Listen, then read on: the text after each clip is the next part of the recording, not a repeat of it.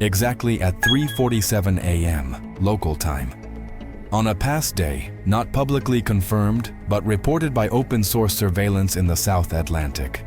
An attack operation executed by kamikaze-type drones deployed by the Venezuelan regime impacted a coastal fuel depot in Venezuela's eastern coastal zone. The result? A gigantic fire. Columns of fire and smoke visible from the coast, emergency teams battling the conflagration, and multiple strategic effects at play. In this video, we review what happened, how it was done, why it might have been done, what risks are triggered, and what is the impact on energy security, maritime routes, and international alliances. On the night of the attack, a silent pre-dawn until the drone's buzzing was followed by explosions that shook the coastal depot. Venezuelan oil logistics suffered a direct hit. The unmanned aerial vehicles with explosive payloads, known as kamikaze drones, descended upon Module 12 of the Eastern Coast Fuel Storage Complex at 3:47 a.m., detonating after undetected aerial access. The fire spread at such a high speed that in less than 30 minutes the structure was engulfed in flames dozens of meters high, and the internal containment system was compromised. Fire brigades arrived at the scene approximately at 4:13 a.m., with delays attributed to smoke dispersion and access denial due to extreme heat. The attack lasted about 6 minutes from the initial impact to the detonation of the main tanks and the fire's spread. It is estimated that coastal defenses reacted only after the impact, which raises questions regarding the detection and neutralization of the aerial logistical attack. Although the Venezuelan government has not issued an official confirmation that the drones are domestically manufactured or internationally acquired, the deployment itself suggests the intention was to degrade the supply chain, disperse defenses, and test interdiction capabilities. First, it is worth describing the target: a key fuel depot for the distribution of oil derivatives to maritime routes in the Caribbean and the Atlantic. Its destruction causes immediate impacts, interruption of shipments, increased risk of secondary explosion, and the need for logistical redirection. Second, the method kamikaze drones.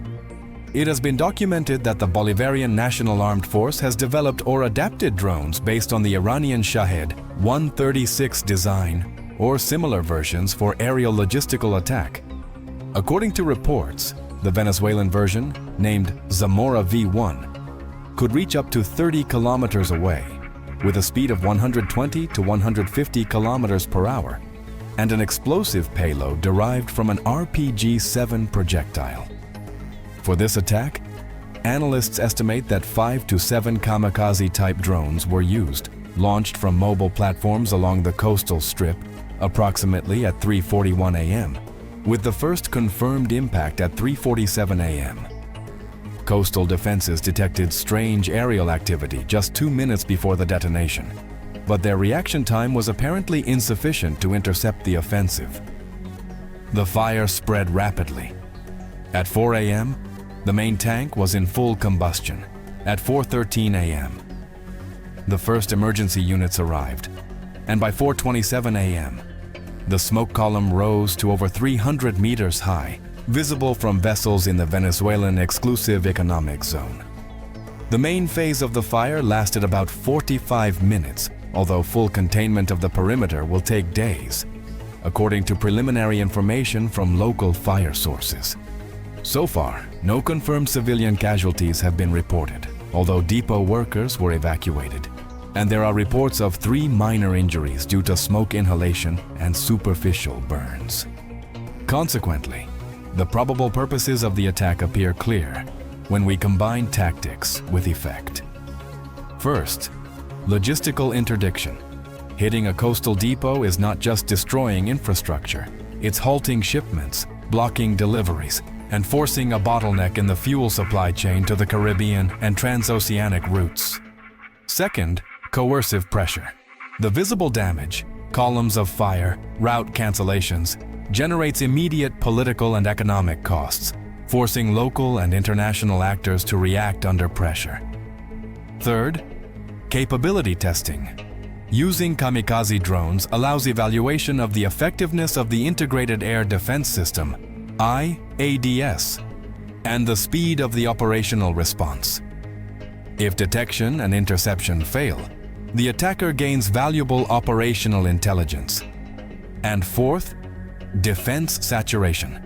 Launching multiple vehicles in waves forces the dispersion of defensive resources, increasing the probability of impact on high-value targets.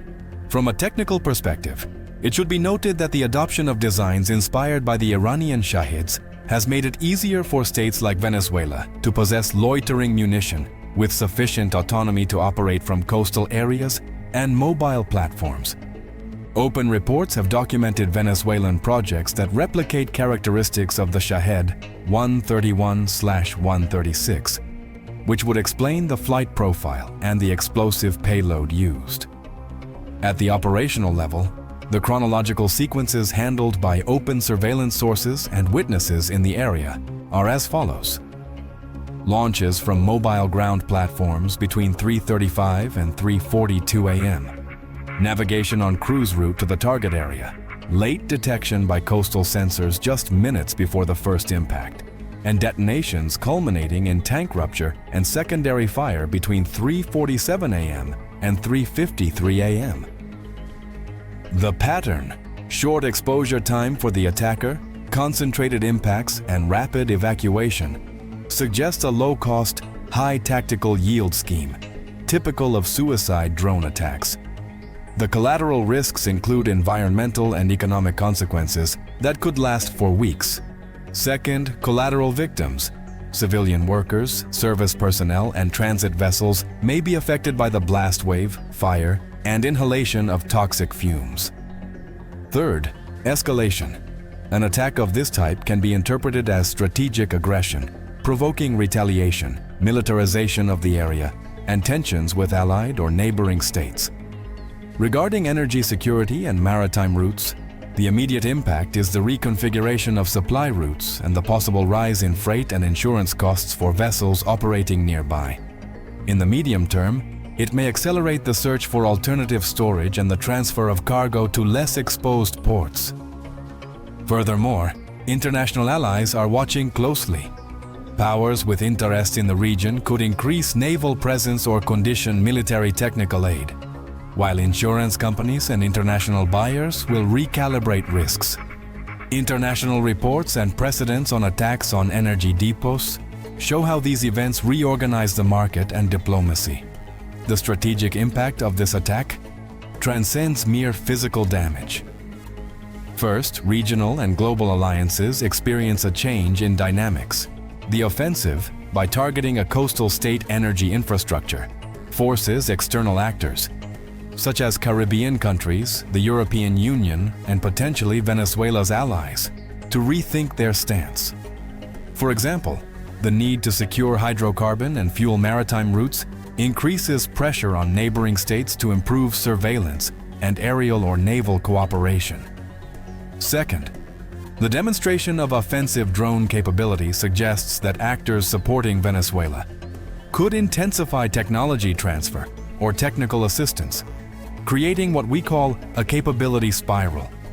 Defense strengthens, the attacker evolves, and so on. Third, on the diplomatic front, the attack sends a signal of deterrence. The message is clear and serious. We can strike where it is least expected. This could modify the cost calculus of other states or non-state actors that depend on vulnerable infrastructure.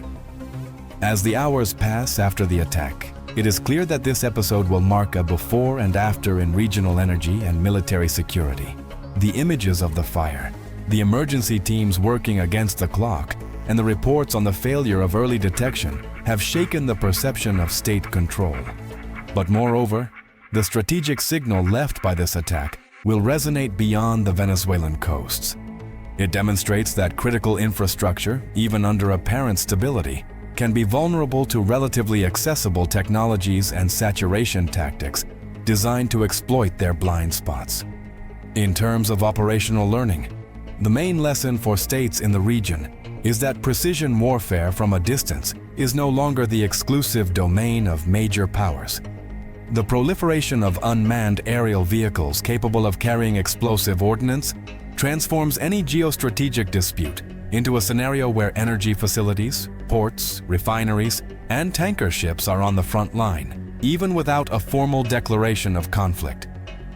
This attack shows that preparation for traditional threats, such as naval incursions or conventional bombings, is insufficient if not accompanied by modern early warning systems and counter-drone defense.